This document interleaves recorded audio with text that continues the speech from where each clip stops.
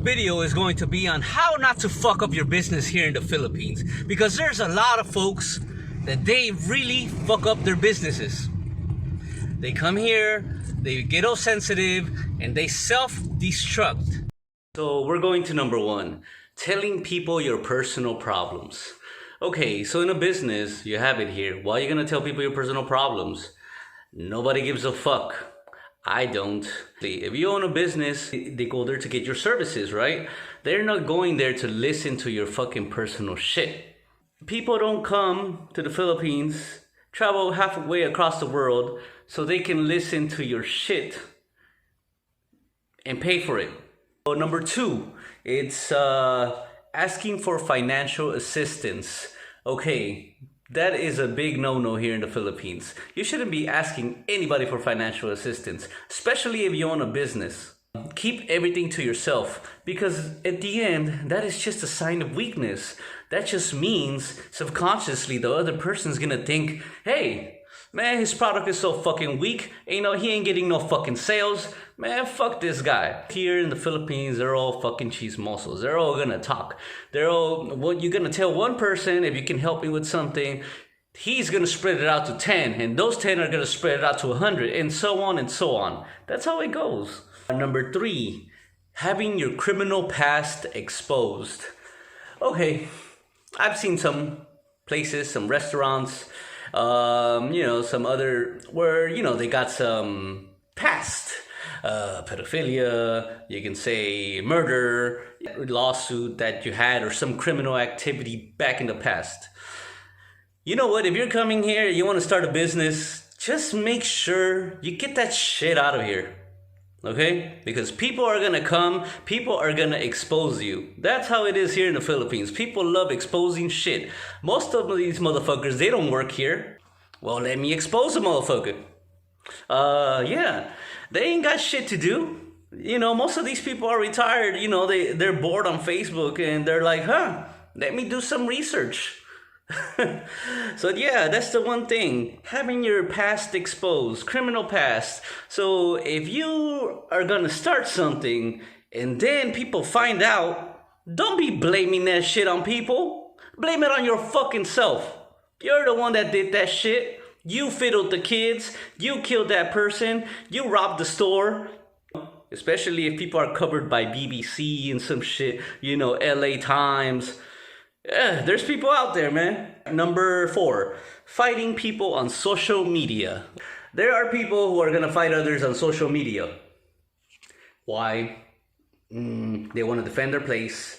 Maybe there was some bad reviews. Maybe there's some people, that are out there to get him. That's where people get paranoid. And that's where the weakness comes in. That's where people show their low emotional intelligence. It's when they can't take the criticisms. I can understand there are some invalid ones. There's some bad news out there, some fake news. You can Donald Trump that shit. But at the end of the day, people are gonna talk. Once it's out there on the internet, people are gonna talk about it. If somebody says your water was bad, or your Philly cheesesteak or something was bad, you ain't got no business fighting people over criticisms, man. That's the one thing that you gotta watch out for. People are gonna talk. Here in the Philippines, people talk. And especially Filipinos. So Filipinos are gonna talk, then the foreigners are gonna talk. And you know what? The foreigners are even worse than the Filipinos. So if you think Filipinos are fucking chismoso, imagine those retired foreigners out there who ain't got shit to do but just talk shit all goddamn day. So yeah. So that's the one thing. Don't fight on social media, because you'll make yourself look weak. Number five, telling and posting your political views. This is one thing that's gonna get a lot of older people wild up and crazy, especially posting the political views. Divide half your clientele. You're gonna have them thinking, this guy loves Trump, I'm not gonna go for it. This guy loves Hillary, I'm not gonna go for it. I'm not gonna go eat at his place. Oh, that guy likes that fucking lazy Bernie Sanders. Oh, fuck, I'm not gonna go to that fucking socialist cunt's place. You know what? You divide your customers. Don't get political because people research that shit and people will see who is this person, and if they don't like his views, they're not gonna like you or they're not gonna like your place. Number 6 is considering people with valid criticisms to be trolls or assholes. If you have a shitty breakfast every day and people don't like it, that doesn't mean they're trolls. When your chef has fucked up plenty of times and people talk about it on social media, they have photos, picture proof. They are not trolls, man. That shit is some valid shit. As long as things are within reason, with photographs, opinions is valid, and try to change it and carry the fuck on. If you have some shitty watery eggs benedicts with chopped up ham, that is a fucking valid shit, It doesn't mean that the guy is being an asshole. He's just trying to help you out. He's just trying to show you some kind of standard. Number 7, normalize your business procedures. So if you have a restaurant, normalize your recipes. Make everybody know about it. If you're in a customer service in hotels or anything like that, of course you got to tell people, to normalize it. Every staff has to almost know everybody's job. Like in banking or accounting, everybody has to know the basic shit. Because one person that's gonna look bad, they're gonna think everybody's the same. I'm not coming here anymore. Fuck them. And that's what the customer is gonna think. Number 8, do not hire family. Yeah, no family, okay? Do not hire your wife's family, your partner's family. Do not hire any family at all. For the most part, it's gonna be incompetent and they're gonna fuck up. They think they got free reign because the sister is the owner or some shit like that. Because if they fuck up, your wife or your partner, whatever the fuck it is, you think they're gonna have the balls to fire them? No, because it's gonna be awkward, especially the family reunion. That shit's gonna be fucking awkward as fuck. Number 9, don't confide your illegal practices to others. Okay, you have an Italian restaurant or something, and then you want your accounting firm to work some accounting magic so you don't pay taxes to the BIR, then people are gonna talk. Filipinos talk, man. People talk, employees talk, everybody talks. Or if you're a restaurant owner and you got a bunch of fucking girls claiming you're sexually harassing them and sending them texts, of course people are gonna talk. The girls are gonna talk, foreigners are gonna talk. Even if the person pays the cops all the time, they're gonna get fucked anyway somehow.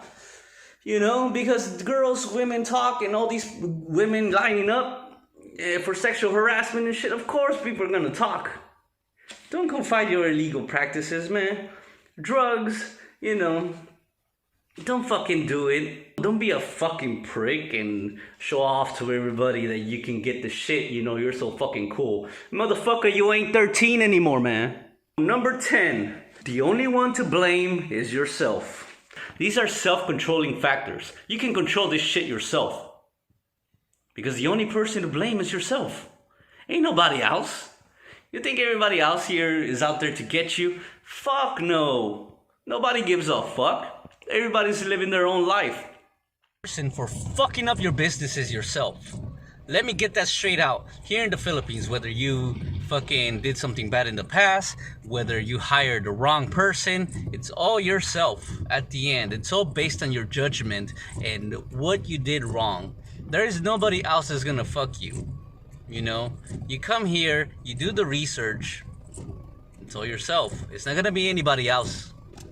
There might be some trolls, there might be some people that might hate you, there might be things that go on, but you know what? It's yourself. You did this. It's always if you self-destruct on your own business, People need to realize because their business has failed, it's not because of other people or some forces. You can't blame it on the Philippine government. You can't blame it on a troll. You can't blame it on all your staff. It's always yourself at the end. And business is not for everybody.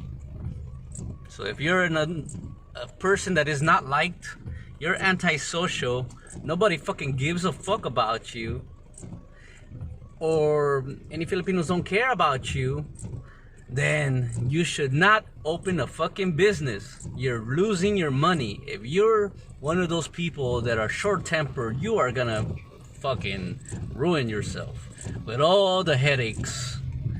Especially in a third world country with all them headaches. Oh my lord. This ain't America where you can hire 3 people and they do everything. Gotcha, bitch. No, here you gotta hire 10.